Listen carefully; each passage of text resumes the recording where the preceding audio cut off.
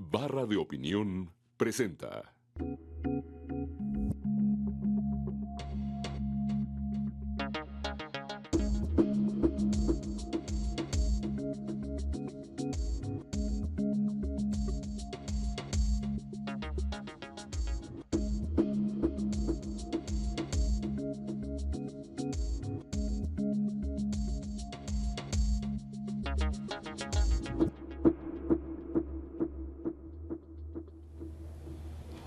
¿Qué tal? Muy buenas noches. Desde hace muchos años, desde hace varias décadas, en México se habla de reforma política y cuando escuchamos esa frase, normalmente lo que entendemos nosotros es que se van a cambiar nuevamente las leyes electorales, porque nuestra tradición reformista se ha concentrado básicamente en la pista de las elecciones, en el modo en que se compite por acceder al poder, en la organización de las elecciones, en el árbitro electoral.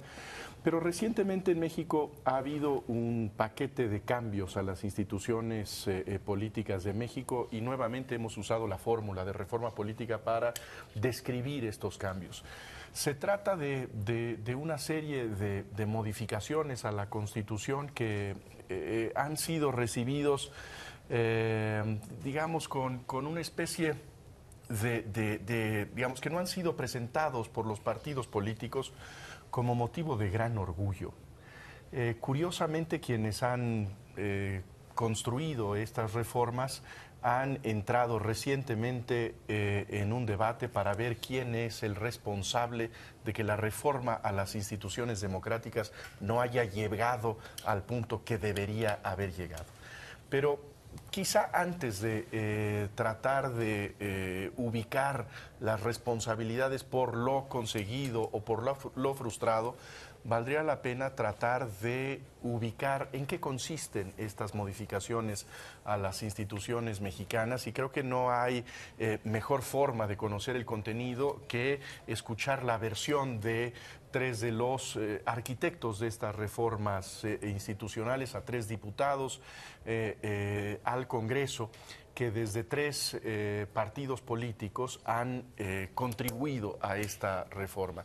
Tenemos el gusto de recibir entre nosotros a Carlos Alberto Pérez Cuevas, diputado del Partido Acción Nacional, a Felipe Solís Acero, diputado del PRI, y a Jaime Cárdenas, diputado del Partido del Trabajo.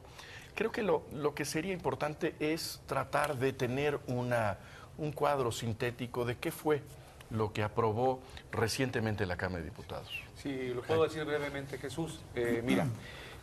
Vimos algunos temas, eran originalmente 11 temas. De esos 11 temas, pues se fueron descontando algunos.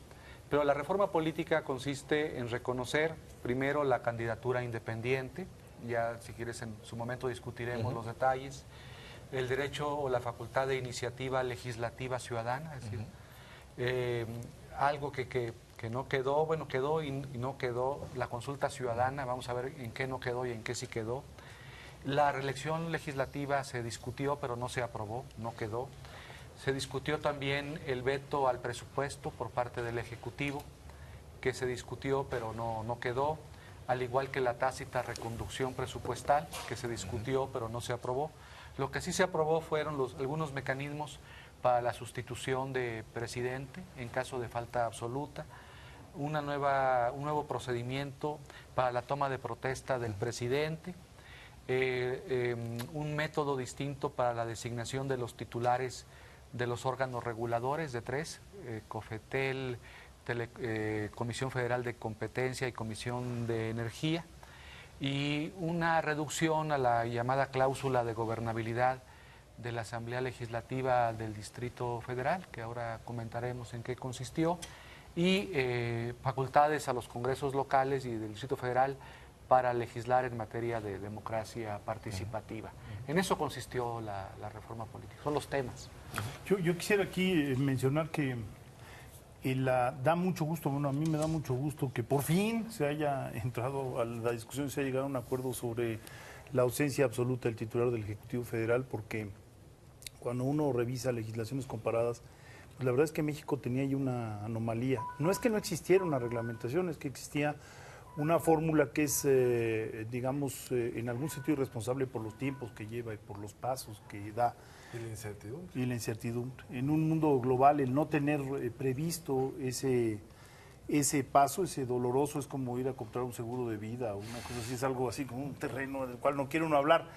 Pero precisamente no tenerlo reglamentado es un incentivo para cualquiera que quiera hacer una maldad. Entonces, a mí me da mucho gusto. ¿Uno me lo explica a alguno de ustedes? ¿Cómo quedó? ¿En qué quedó Felipe? Sí, cómo no. A ver, efectivamente, la minuta del Senado traía 11 temas, de los cuales pasaron 7. 7 específicamente. No quisiera repetir lo que ya dijo Jaime, pero para efectos de ubicarnos. De los restantes 4 temas, 3 no pasaron, 4 no pasaron, uno de ellos ya lo explicaremos, con una mecánica que el PRI planteaba y que no pasó. Uno de los 7 temas que sí pasaron fue efectivamente establecer reglas para la sustitución automática del presidente en los casos de falta absoluta. Hoy en día, como sabemos, desde 1917 la Constitución establece un método que permite la elección de un presidente provisional si la falta absoluta ocurre en cualquier momento del periodo, pero si no está reunido el Congreso. Eso fue lo que pasó en 1928 a la muerte de Obregón, que ocurre, si no recuerdo mal, el 18 de julio de 1928, y entonces la Comisión Permanente designa a Emilio Portes Gil como presidente provisional. Con esa calidad llega a la presidencia de la República, 18 meses para luego lo que ya sabemos. Curiosamente, en esos 6 años podemos ver las 3 figuras de presidente que la Constitución establece.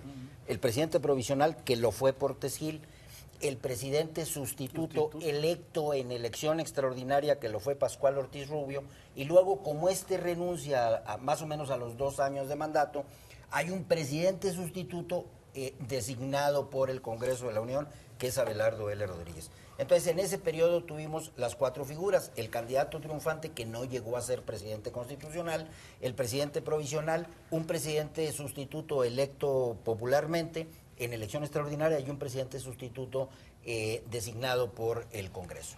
Pero efectivamente lo que ha dicho Federico es cierto. La mecánica que establecía, o que establece todavía, porque está vigente, la Constitución, es muy lenta, porque ocurrida la falta absoluta, bien sea en los primeros 2 años, en los últimos 4, el efecto es diferente. Hay que convocar al Congreso de la Unión para que éste haga la designación del presidente que corresponda.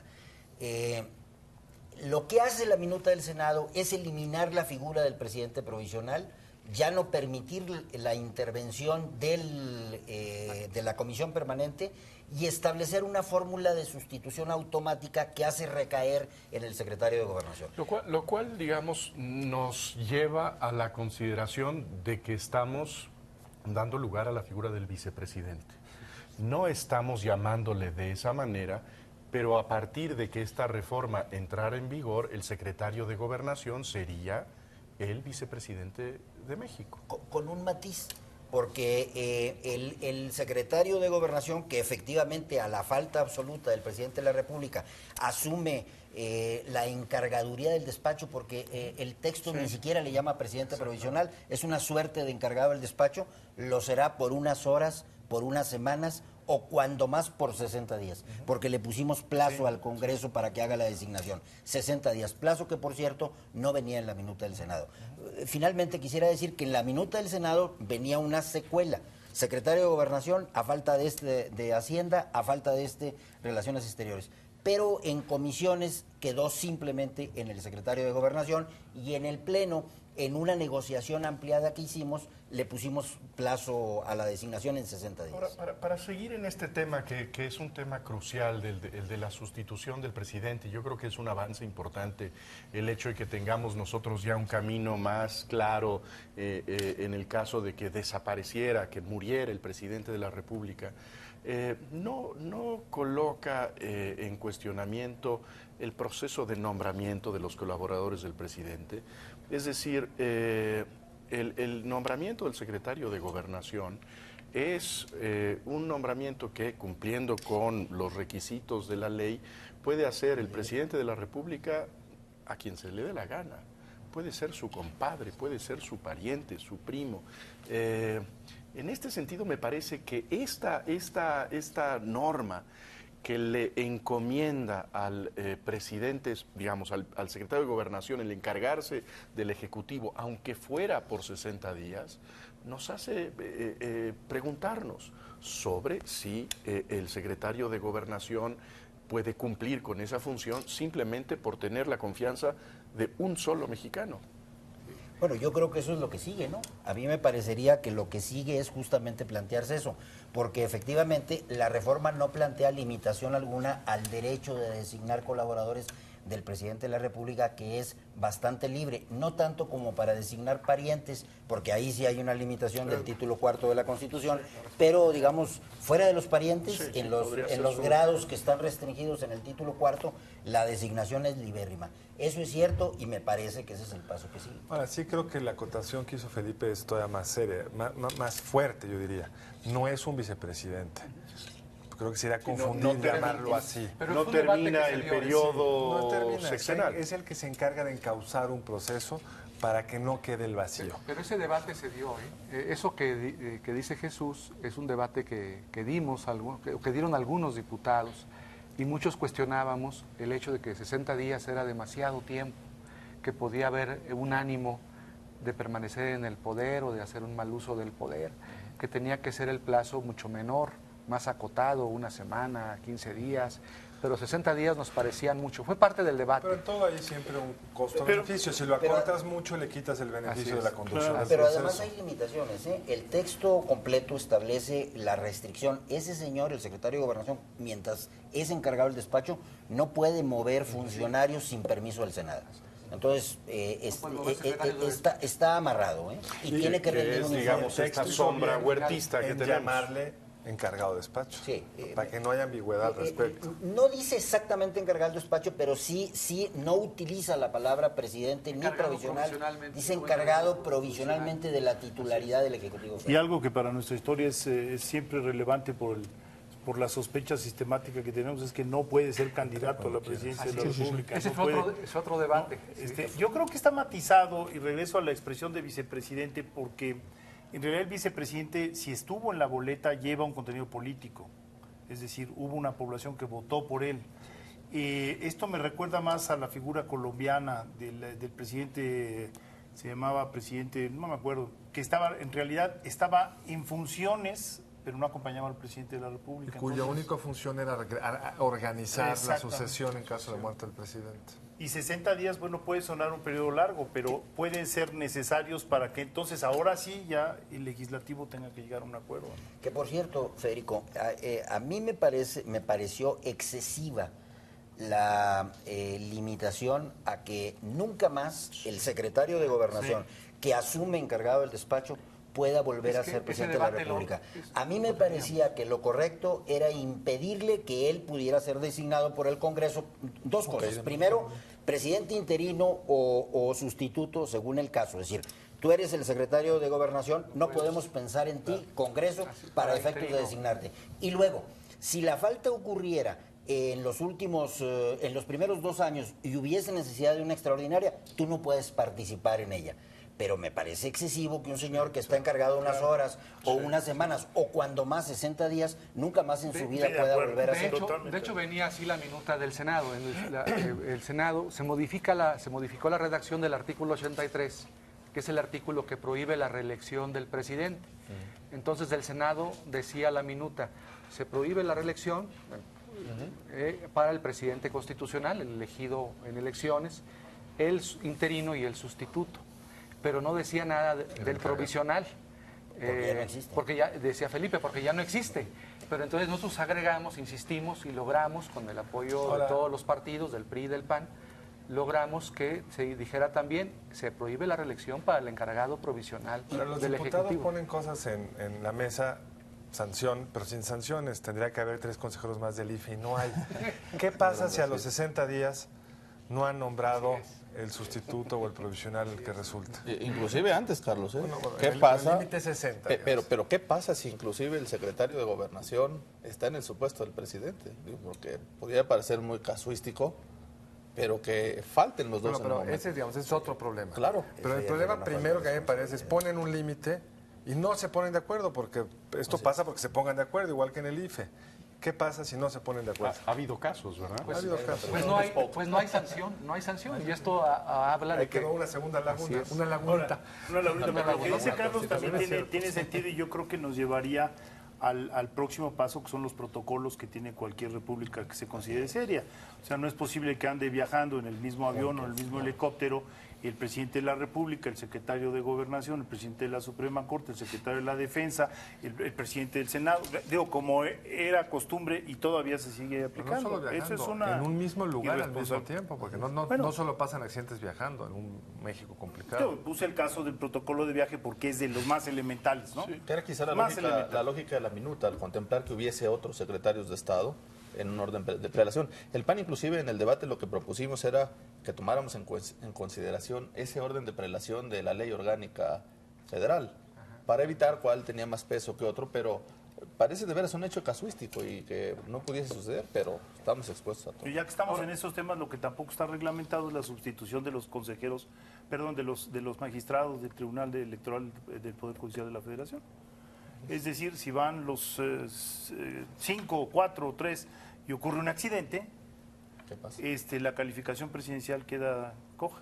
Así es. Digo nada más, ya que estamos en asuntos tendrían que céntricos. designarse inmediatamente. Ahora, pero yo creo que sí vale la pena subrayar, como decías Federico al principio, que sí teníamos nosotros una receta para que en presencia de una desgracia de ese tipo, el país cayera en periodos que podrían ser muy largos, de enorme incertidumbre, de terrible volatilidad, y yo creo que sí es una reforma que le da certidumbre al país, que creo que sí construye instituciones más sólidas y que no dejaría a la presidencia vacía por largos periodos de tiempo. Yo creo que Le en podemos ese hacer sentido muchas- sí es una reforma que merece un elogio, ¿no? Muchas observaciones y afinarle, no sé cuántos, pero es una buena noticia.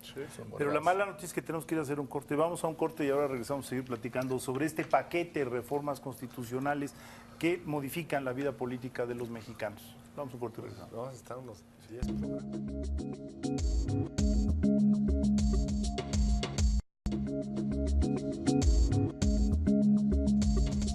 Estamos de regreso en Entre Tres, discutiendo las complejidades de la reforma política. Ya vieron que un solo tema nos tomó simplemente discutirlo un segmento, es que vamos a estar como 15, y eso que no tenemos que ponernos de acuerdo en nada, así que realmente es un tema complicado. Pero creo que uno de los temas que más le interesan a los ciudadanos es este tema, lo vimos en la elección intermedia en el 2009, pues un clamor casi, digamos, hubo muchos mexicanos que anularon su voto pidiendo, presionando que hubiera más apertura, que fuera posible para un ciudadano inscribirse sin ser miembro de un partido. Y estas son las reformas que también se dieron, con sus matices, con sus controles, hay que decirlo, no para la elección del 12, hay que subrayar eso, sino será hasta la del 15. Pues no sé quién de ustedes nos quisiera decir cómo quedó y cuáles son, digamos, los espacios que se abrieron y con qué restricciones, Carlos. Bueno, yo creo que hay grandes avances. Hace un momento hablábamos de la consulta ciudadana. Nosotros votamos en contra cómo quedó al final y es un diferendo que se dio muy fuerte con el PRI. La minuta del Senado hablaba de un umbral del 40%, pero para que entendamos que hay que decir un 40% sobre el total de los votos electorales, algo así como 38 millones de votos para que la consulta fuera imperativa, fue vinculante, ¿no? Obligada a determinar, y requería el 2% sobre ese mismo porcentaje para solo poderla pedir. El avance en Cámara que logramos es bajarla a 25, algo así como 20 millones, y que sea el 1% que la pida. Ya haciendo el análisis final en el Pleno, la verdad es que sentimos que estaba como enmascarado el tema. Juntar 20 millones de avales para que permitan que esto sea vinculante es un tema súper complicado. Ernesto Zedillo ha sido, si no mal recuerdo, el presidente más votado en la historia de México. 9 millones de votos en una elección constitucional. De tal manera que nosotros sustentamos en ese sentido un voto que el PRI ha dicho que es un error, no ha sido un error. Con ese voto nosotros salvamos que regrese al Senado, que se vuelva a rediscutir, que tratemos de bajar mucho más los umbrales. Ese es un gran avance. Avanzamos, por ejemplo, en los temas de tener la certeza, como ya habíamos dicho hace un momento. ¿Por qué no del nos presidente. quedamos en este tema Es un tema de importante. la consulta? Porque aquí hay claramente una posición distinta del PRI y valdría la pena conocer cuáles son los argumentos de los priistas para sostener estos requisitos que sí parecen elevados y que, digamos, nulifican prácticamente la posibilidad de que esto se eche a andar. Aunque no, Sí, cómo no, con mucho gusto. A ver, este tema efectivamente venía del Senado de la República con una planteado en 3 lugares diferentes. Voy a comenzar de atrás para adelante. Venía en el artículo 73 en las facultades del Congreso para que el Congreso pudiera legislar en esta materia como en otras. Consulta popular, iniciativa ciudadana, candidaturas independientes. Venía en el artículo 36 que establece las obligaciones del ciudadano. Hoy día es obligación del ciudadano votar en las elecciones, se le agregaba votar en las elecciones y en las consultas populares.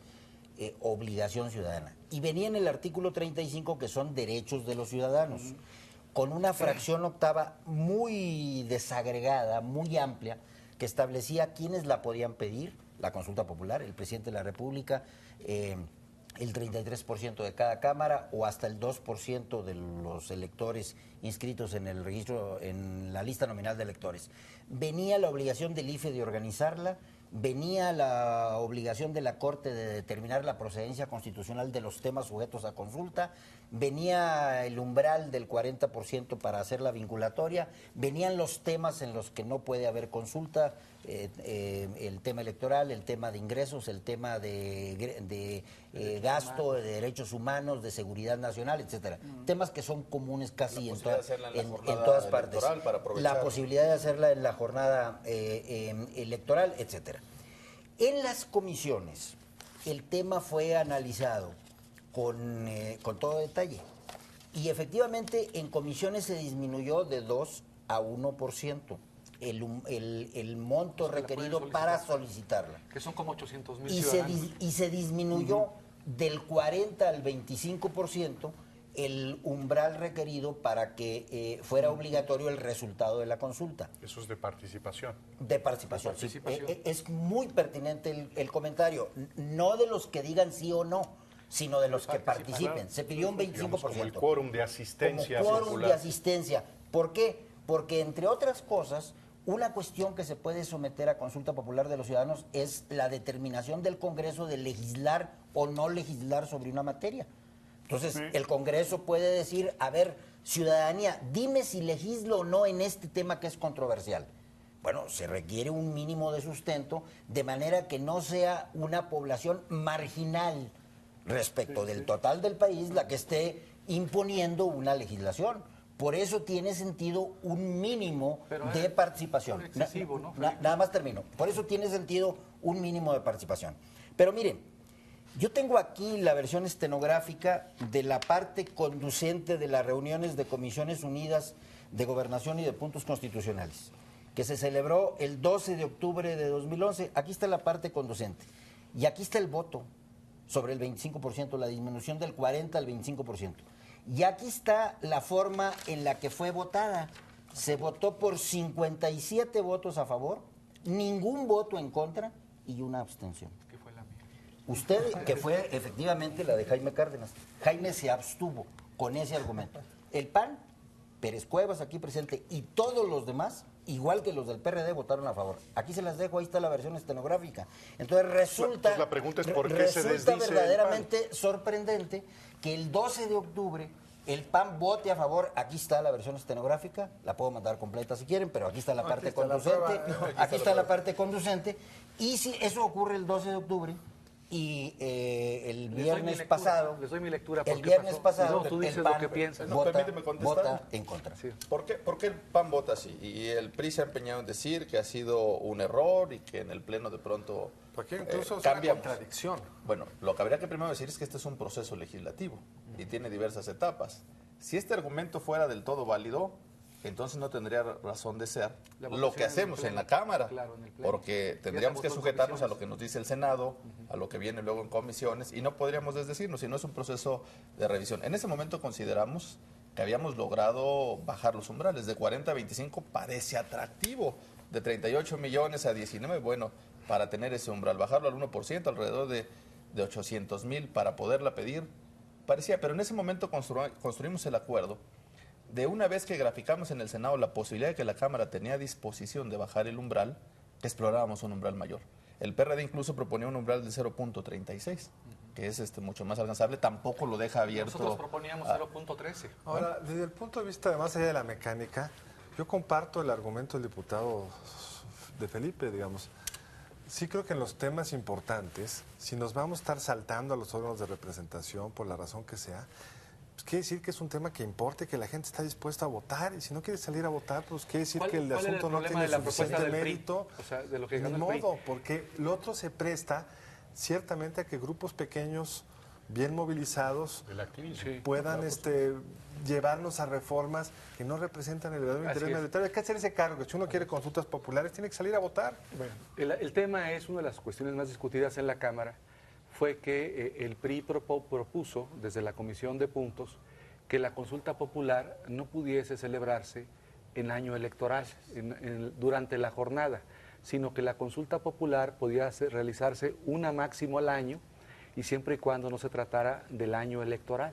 Esto, desde luego, si haces consultas en año que no es electoral, desincentivas la participación de los ciudadanos. Entonces, para que hubiese esa participación del 25%, como quedó, Pero incluso es tramposo, ahí te montas en debió la- haberse en la- dicho que se permiten consultas Yo en la creo jornada que electoral. echas a perder la elección presidencial, que tiene que ser de presidente, no Pero- de temas. pero Yo también creo puede que girar sí. sobre Fundes temas. agendas. Yo Pero vale la pena, falta Aquí una estoy etapa. totalmente- Falta una etapa importante. El PRI ha construido el argumento como si se hubiera enterrado, incluso era el término que ellos expresaban, o se hubiera dinamitado el tema de la consulta popular. Eso no es verdad. El tema regresa al Senado y ese voto en contra da la posibilidad de reconstruir con una posibilidad mayor, cuidando que no se vaya para que grupos organizados puedan tener esa posibilidad de incidir, que sean menores, pero sí teniendo umbrales que sean mucho más alcanzables. Pero ahí, a ver, yo nada más quiero introducir un elemento. En Estados Unidos, en elecciones regulares, se presentan muchos temas a consulta. En locales. Locales, por supuesto, muchísimos. Y esto es algo común, sí, pero es un régimen diferente al nuestro. Entonces, sí coincido en el hecho de que llevarlo a un régimen presidencial tiene sus bemoles, y tiene hay que manejarlo con cuidado. ¿Por qué?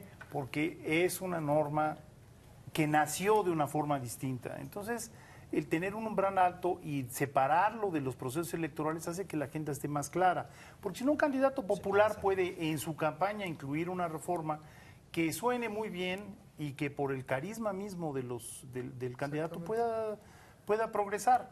Si a eso le sumamos el papel de los medios, pues entonces puede haber reformas importantísimas, digamos, en términos digamos, schmittianos, de decisiones políticas fundamentales, que se modifiquen por una oleada electoral. En fin, yo creo que todos vamos a tener que aprender. La nota positiva es que se abrió. O sea, a lo mejor le vamos a tener no que se termina encontrar- de abrir, No ¿no? se termina de abrir porque falta, regresa al Senado.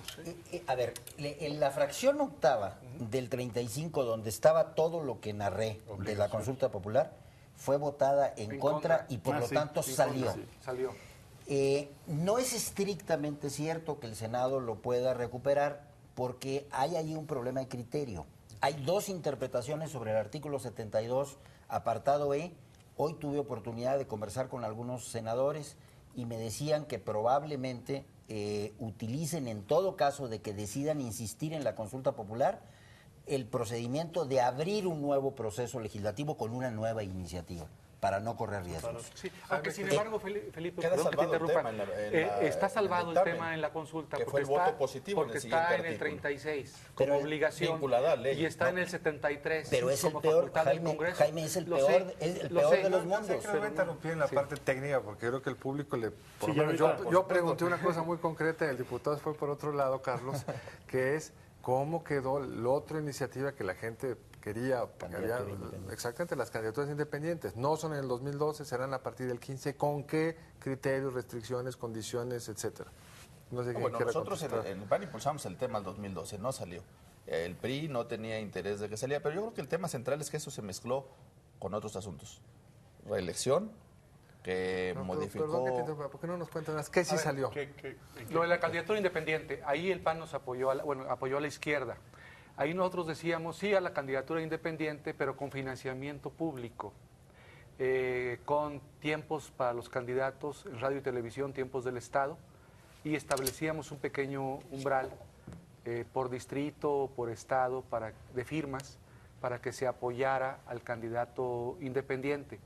Y ahí el PAN apoyó a la izquierda, pero el PRI no quiso que estableciésemos ningún tipo de restricción en el texto y dejaron que toda la regulación de candidatura independiente fuese a la ley secundaria. Entonces, ¿qué quedó? Simplemente ¿Qué quedó? Te digo lo que dice la idea general. Sí, ¿no? la idea es quedó que la candidatura queda la candidatura, pero no para el sin proceso restricciones. 2012. Así No es. se requiere la firma ni de los papás del candidato o de quien quiera Sí, ser pero no candidato. va a llegar Carlos a Pero decir, para yo quiero mejor ser candidato ocasión. independiente, Así es. dame financiamiento público, ¿no? Y efectivamente nosotros pensamos que técnicamente lo relativo a financiamiento público, a reglas para el acceso a radio y televisión, la representación ante los órganos del IFE y algunas otras cuitas deben ir Tienen efectivamente toda a la una ley razón, creo secundaria. yo, pero en temas análogos para diputados y senadores están en la Constitución. Así es.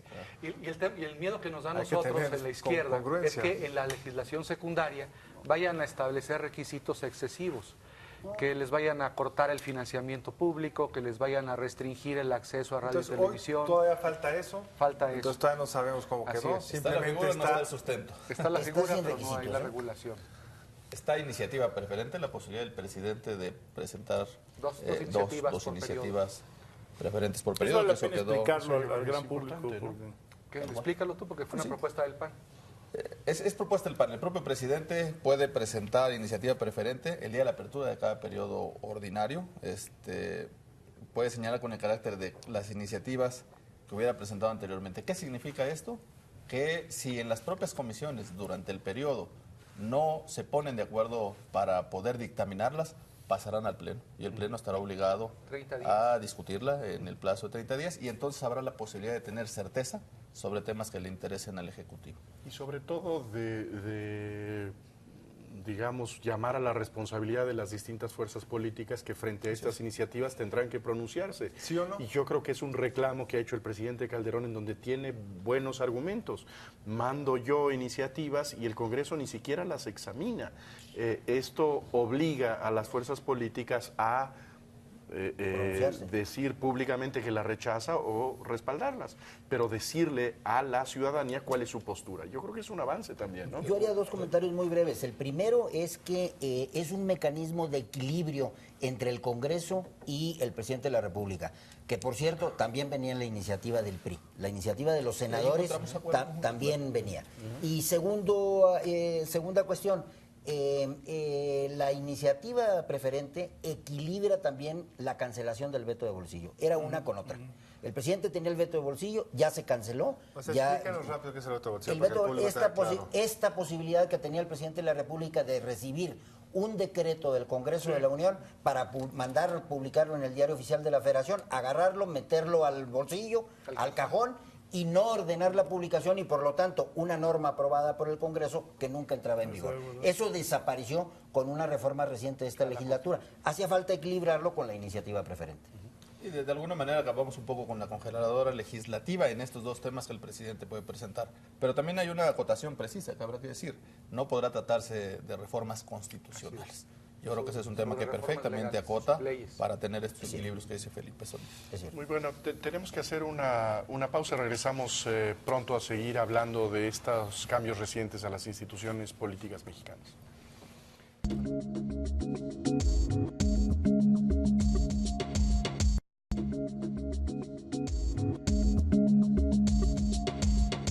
Bueno, mientras usted se informaba de una serie de productos y estaba ansioso por regresar a este tercer bloque, aquí en la mesa se estaban agarrando porque ya querían hablar de un tema que es apasionante y que es de alguna manera una situación anómala, creo yo, del sistema político mexicano, que es precisamente que no exista la posibilidad de que usted reelija a sus legisladores. ¿Existe en tus países? Ustedes me corregirán en América Latina, México y saber, México y Costa Rica, ¿no? ¿Qué quiere decir esto? Que de alguna manera ese derecho que tiene usted de calificar de manera positiva o negativa a su legislador queda fuera. ¿Qué quiere decir esto? Que también las dirigencias partidarias cobran más poder porque pueden de alguna manera postular y deben postular a una serie de candidatos que no necesariamente han demostrado su capacidad de legislar. Es una reforma muy importante que sin embargo no cruzó, no pasó por este nuevo debate del legislativo. Y Carmen Cárdenas quería abrir hostilidades. Yo creo que buena parte de muchos temas que no salieron en esta reforma política se debió a la actitud de los partidos en torno a la reelección, ¿no? De parte del PAN, pues había todo el apoyo a favor de la reelección. Una parte de la izquierda también apoyaba la reelección. Hay que decir que no toda la izquierda. Este es un tema que divide a la izquierda mucho. Pero en el PRI, el argumento del PRI fue, no podemos aprobar la reelección, mejor organicemos la primer consulta ciudadana para que le preguntemos a la gente si quiere o no la reelección. En las encuestas aparece que la mayoría de los ciudadanos no quiere la reelección. A lo mejor el PRI jugaba con esa baza, pensando que si lo consultamos, la reelección no va a ser aprobada por los ciudadanos y entonces no tendremos reelección legislativa. Y esto contaminó todo el debate de la reforma política. Contaminó el tema de la consulta ciudadana, contaminó la discusión en torno a ese artículo 4º transitorio de la consulta por única vez, porque hay que decir que en la materia de consulta, como lo explicaba hace un momento el diputado Felipe Solís, se prohibía la consulta en materia electoral. Y sin embargo, la primera consulta que se iba a realizar era una contradicción, era en una excepción en materia electoral, preguntarle a los ciudadanos si se realizaba o no la reelección. Una aclaración. Pues esto contaminó todo. En las encuestas lo que se ha detectado es que la gente, al escuchar la palabra reelección, piensa en la reelección presidencial. Sin embargo, tenemos señales encontradas, porque el voto nulo en la elección del 2006, que fue medido, lo que ubicaba era un enorme distanciamiento entre la población y los legisladores, es decir, la gente no se acordaba el nombre de su legislador, ni había tenido contacto con el legislador el 70 y tantos %. Entonces, creo que la discusión ha ido evolucionando de esa expresión, de ese reactivo que provoca una reacción, es decir, no reelección, jamás, si esto provocó una revolución, cuando ya se le matiza en las encuestas al ciudadano, la posición es muy diferente. Quizás esta frase permanente de sufragio efectivo, no reelección, es lo que se ha permeado demasiado en el ideario popular. Porque cuando se presenta tal cual que significa, y a lo mejor en palabras llanas es reelige, es decir, decides si te quedas porque cumpliste tu trabajo, lo hiciste bien, o te despido y te vas, como sucede en cualquier función o en cualquier cargo. Creo que en el caso de los legisladores y alcaldes ha sido como una clase aparte, que pues no rinde cuentas, no participa en comisiones, no legisla, no trabaja y no tiene ninguna sanción. Ahora esto pretendía que así fuera. Yo de hecho sustento el voto del PAN y así lo discutimos al menos, en que teníamos que desvincular este esquema, que encontrábamos una contradicción del PRI en el tema de llevar a consulta popular el tema de la reelección. Si solo Costa Rica y México son los dos países que carecen de este instrumento, que ya se puede hoy discutir como un derecho ciudadano, como tu posibilidad de decidir te quedas o te vas, bajo ese parámetro, entonces, nosotros decidimos votar en contra del artículo 4º transitorio, porque lo que no se quiso llevar a la Constitución se pretendía llevar a un transitorio, lo cual tampoco tenía, desde nuestro punto de vista, ningún sustento. Pero más allá de eso, lo que nosotros observamos es que una parte del PRI sí acompañaba el tema de la reelección, y fueron los senadores del PRI, con una visión de transformación, con una visión de desarrollo. Así venía la minuta del Senado. De pronto lo que ya no encontramos sustento fue por qué en la Cámara no se quiso esa posibilidad de reelegir cuando prácticamente esa minuta al menos venía por unanimidad de todas las fuerzas políticas. Y ahí quizá el cuestionamiento más serio tendría que ver con la falta de argumentos que ofrece el PRI que se opone a la reelección, en donde digamos, la escapatoria de la consulta parece una fórmula para que el PRI esquive el argumento, que yo creo que es uno de los asuntos fundamentales de los partidos en el Parlamento, ofrecer razones. Y sí, en el Senado de la República hay razones de los priistas para decir profesionalicemos el Congreso, démosle al ciudadano el voto completo para votar y después examinar qué sucedió con mi voto. En la Cámara de Diputados lo que existe dentro del PRI es: no decidiré yo, que decida la gente, digamos, escapando de una obligación básica de los partidos, que es razonar. Y en una actitud de excepción, no solo constitucional, sino histórica. No es que siempre en los temas difíciles le piden a los ciudadanos qué opinan. Entonces sí me parece un tema, ¿cuáles son las razones de fondo? A ver, Hago varios comentarios. Primero, efectivamente este tema venía en la minuta del Senado, como venía aprobado por el PAN por unanimidad en el Senado de la República, la consulta popular que ustedes echaron abajo en la Cámara de Diputados. Entonces no imputen a los demás sus propias conductas. Segundo, el tema es un tema, yo creo que lo definió muy bien Federico y yo me quedo con esa explicación que él ha dado, respecto del cual hay hoy día diferentes posturas de la sociedad. Yo conozco encuestas en donde se ha tocado el tema de manera marginal, no conozco ninguna en donde se haya ido en la encuesta exclusivamente a preguntar eso. Es una pregunta que se suele agregar a otro paquete. Y yo conozco respuestas en donde la mayoría, cerrado por cierto, contesta que no, y en otras donde está a mitad y mitad. Esa situación se refleja en el PRI, dentro del PRI.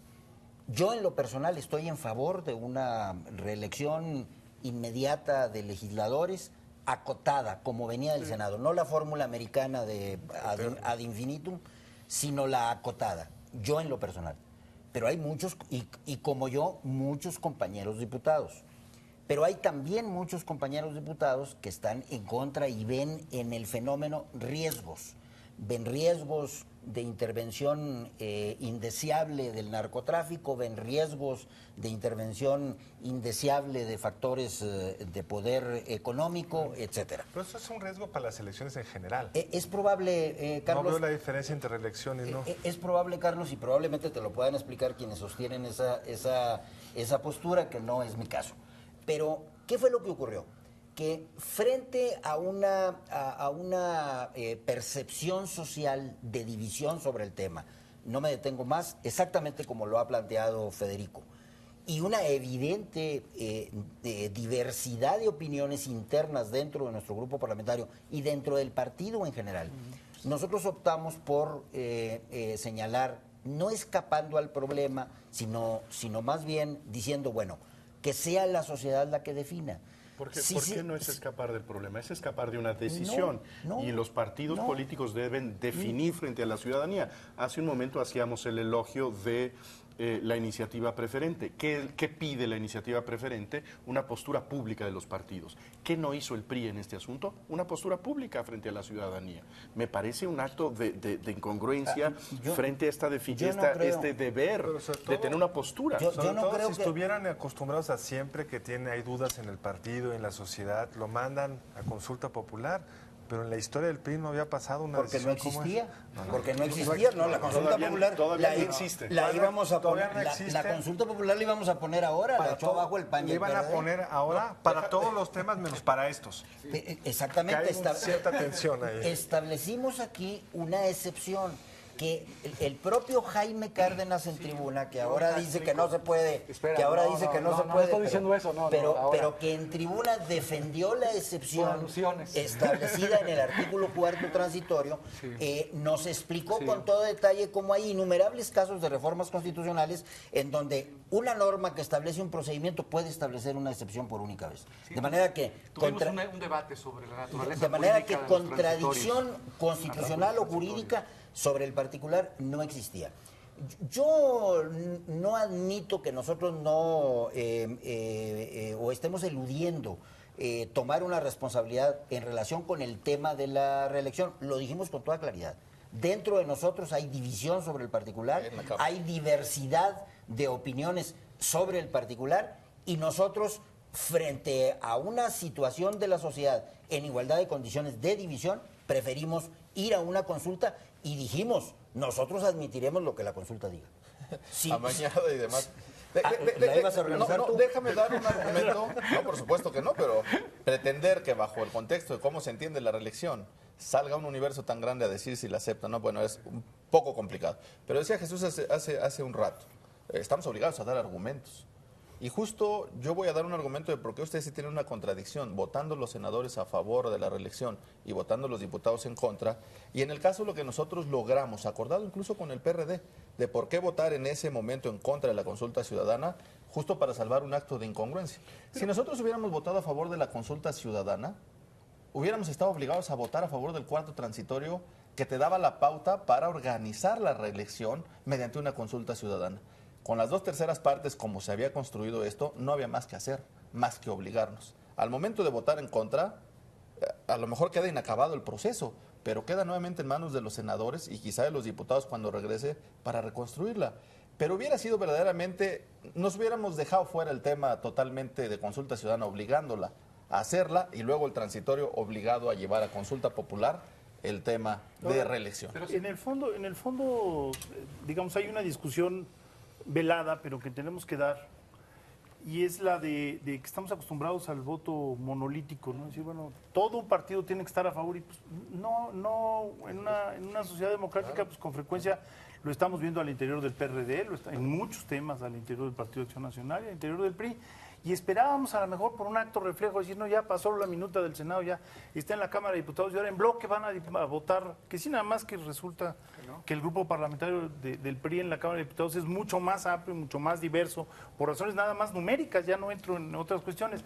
Es quizá un México menos ideológico y menos disciplinado a las cúpulas partidarias y eso nos desconcierta. Yo estoy a favor de la reelección, quiero decir, francamente me desilusionó mucho y desde hace años venimos peleando por eso. Pero entiendo y sé que hay grupos al interior del PRI que que ven la fórmula para que aparezcan nuevos cacicazgos y hay todavía... Los partidos procesan eso de dos formas, ¿no, Federico? En las sociedades democráticas. Una es, dejan que voten a conciencia. Se puede. Sí. La otra es, votan al interior de su fracción cuál de esas posiciones es la mayoritaria. Y el que quede en minoría asume que perdió y se pliega y explica y da los argumentos de la mayoría. Claro. Esta cosa de un partido no definiéndose, sí creo como dice Jesús, que no es votar en ese sentido, pero que no cumplió. No hubo un legislador del PRI, si no mal recuerdo, de Yucatán. Fue un legislador del PRI que votó en contra de ese sentido. Y bueno, era el acabose en el pleno con sus compañeros. El diputado García Granados de Sinaloa. Es muy interesante ver los argumentos que esgrimían los compañeros del PRI en el debate sobre la reelección. Se argumentó, tú me corregirás, Felipe, los documentos básicos, ¿no? Algunas declaraciones o algo de los documentos básicos del PRI, en donde en algún momento se habían pronunciado en contra de la reelección de legisladores. Ese fue uno de los argumentos. Pero eso aplica para senadores o para diputados. Bueno, eso lo argumentaron. Vale la pena saberlo. Simplemente voy relatando, narrando los argumentos que dieron. Otro argumento fue pues, el temor a que el legislador reelecto, si se permite financiamiento privado, sea correa de transmisión de los intereses económicos, ¿no? Si recibes financiamiento privado, entonces vas a defender para reelegirte los intereses económicos que te llevan al cargo. Ese fue una falacia. Ese fue otro argumento. Bueno, los representantes de los cañeros. Termino. No, sí. Así es. Pero fue un argumento. Estoy dando los argumentos. El otro argumento tenía que ver con el poder mediático, que los medios iban a influir y decir que legisladores se reelegían y no tanto los ciudadanos. Y el otro argumento fue el que decía Federico hace un momento de los cacicazgos, ¿no? Que iba a fortalecer cacicazgos. Lo complicado es que todos son argumentos contra la democracia, contra la elección. Todo eso se aplica un riesgo para reelección o elección.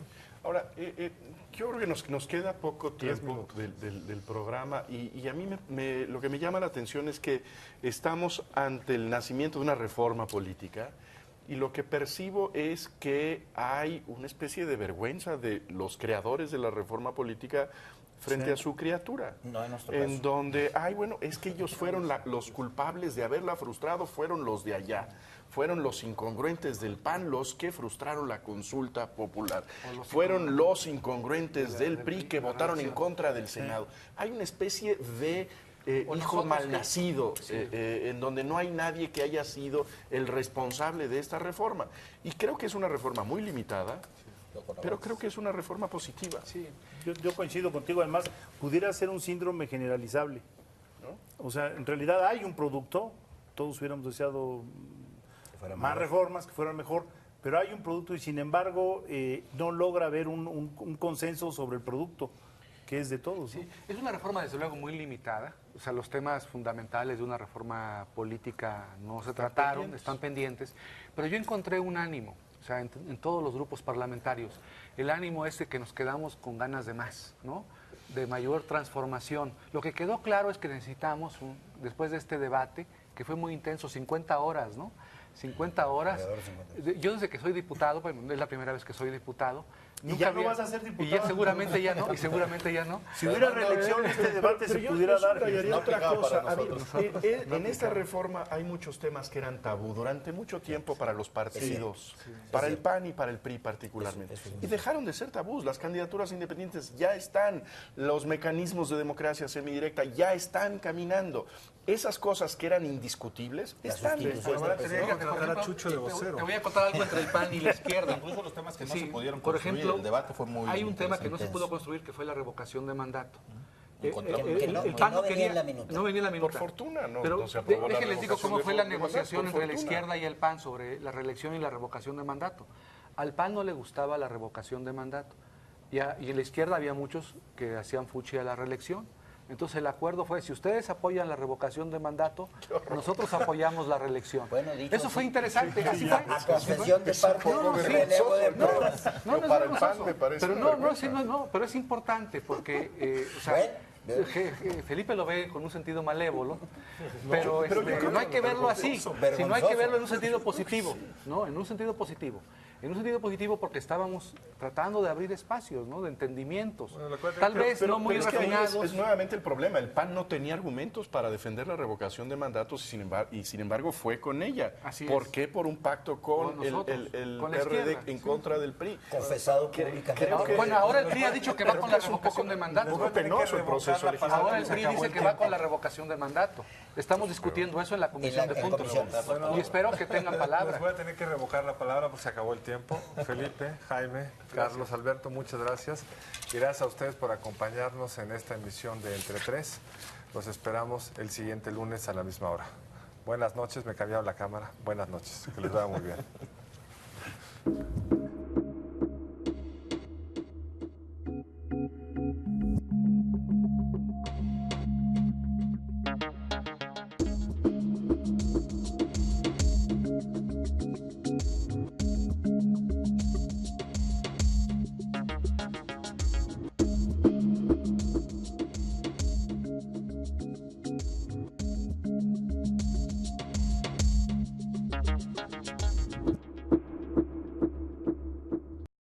Barra de Opinión presentó. Por primera vez en muchos años, la Cámara de Diputados y el Senado de la República votaron en tiempo y forma la Ley de Ingresos de la Federación para 2012, lo que contribuye a dar certidumbre legal y económica al proceso de aprobación del paquete presupuestal. Para el próximo ejercicio fiscal se prevé obtener un total de 3.7 billones de pesos por concepto de ingresos presupuestarios en un escenario de debilidad económica. Ahora la pelota vuelve a estar en la cancha de la Cámara de Diputados, que tiene de plazo hasta el 15 de noviembre para aprobar el presupuesto de egresos de la Federación bajo criterios de disciplina y responsabilidad en el ejercicio del gasto público. Ambas cámaras del Congreso de la Unión aprobaron un déficit en las finanzas públicas de 0.4% del PIB, monto que, si bien es superior al de 0.2% del PIB propuesto por el Ejecutivo, está en línea con la meta de restablecer gradualmente el equilibrio fiscal. Independientemente de que 2012 será un año electoral, preservar la disciplina en las finanzas públicas contribuirá a evitar problemas fiscales como los que hoy padecen muchas economías avanzadas y que las ha colocado al borde de la quiebra.